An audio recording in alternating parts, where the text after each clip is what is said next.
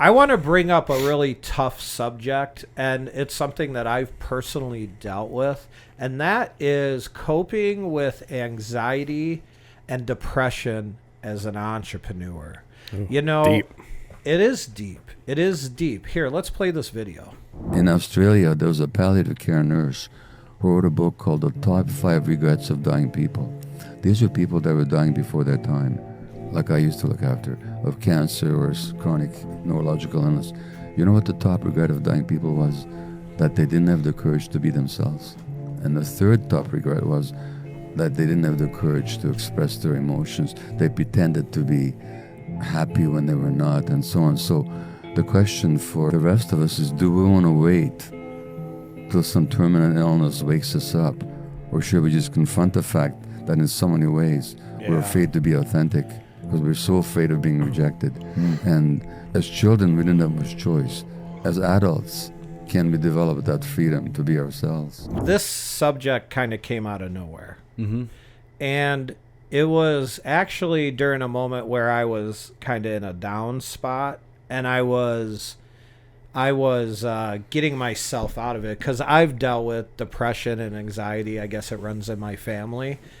But looking at this video, I know, looking like analyzing my entire life. I watched this video like 5 times, and then I said, "Oh, we got to talk about this." Is that was a core problem in my life, to be authentic, to speak and be who I was. I was always trying to be someone else. And that's interesting you say that, because I think a lot of people feel that way. A lot of people in this world are oftentimes playing a part, or playing who they think the world wants them to be, or who they want the world to portray them as, right? Yeah. And, you know, I think it's important to, like, I view depression as, you know, if you break it down, it's deep rest, right? Like, you are depressing your true character. And, you know, I brought this up here on Google, but we can choose to view depression not as a mental illness, but as a state of deep rest, a spiritual exhaustion that we enter into when we are depressed, pressed down by the weight of the false self, the mask of the mind-made story of me. You know, that's interesting, because I had a therapist tell me one time that the depression was something that I could never get rid of. She called me a bipolar manic depressive. So you're manic, you're real up, depressed, real down. And obviously, I think you guys have seen me when I'm up, right? Excited and overjoyed and talk too much. But she said I'd never get I'd have to cage it, like depression. And so you say rest, because when I'm down, I just nap now. Do you think that you can't? I don't know, because I look at, like, sometimes knowing things can get you down, right? And I've chosen to learn, and I feel like it's I don't know, a talent or a gift. It's like I have this ambitious to learning, but some things I know really get me down. And so I think that, and I tell people that have depression or deal with different things, I was like, hey, you're really smart. Why don't you look at this as a gift of some sort?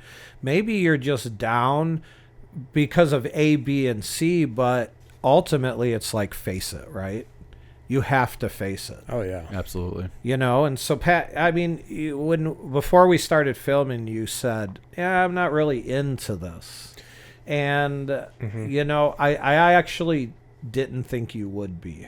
Well, people that know me think that I don't have a lot of emotions because I don't express them. And so I think that video resonated with me. Like, I'm trying to do better about expressing my feelings, but I choose when to do that. I, use discernment, to reference a different episode that we talked about.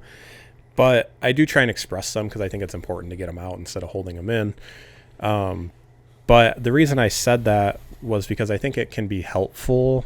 This can be very helpful for people, and I think that we've all experienced this situation in one way or another. But I'm kind of tired of feeling this way, or having people that are feeling this way, like when it like controls them, I guess. Like, I want to be optimistic, and I have found ways for me to deal with this or the stress of life. And so I just don't want to be down.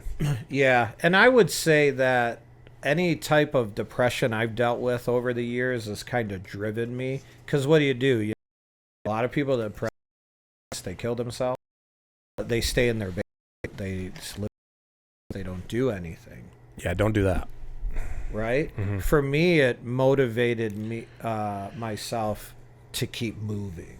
Yeah. Right. Yep. You know? Same. And, I actually think the depression or bipolar, whatever I have, gift, has actually been a huge fuel to whatever success you would say I have, because I don't vision myself as successful yet. I think that we've succeeded at some things, but, till we're making $1 million a month each.